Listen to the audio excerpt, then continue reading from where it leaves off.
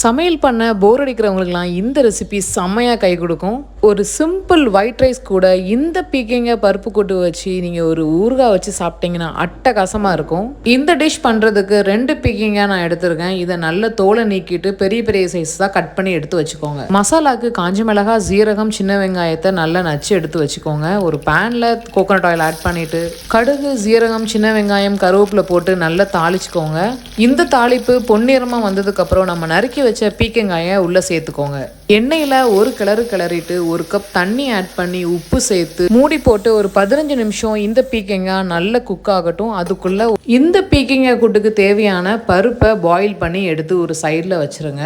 பீக்கங்காய் வெந்த உடனே நம்ம அரைச்ச மசாலாவை உள்ளே ஆட் பண்ணி நல்லா கிளறி விட்டுக்கோங்க. மசாலாவோட பச்சை வாசனை நல்லா கம்ப்ளீட்டாக போனதுக்கப்புறம் மஞ்சள் பொடி ஆட் பண்ணிவிட்டு வேக வச்ச பருப்பை உள்ளே சேர்த்துருங்க. இது ஒரு 5 நிமிஷம் நல்லா கொதிக்கட்டும்.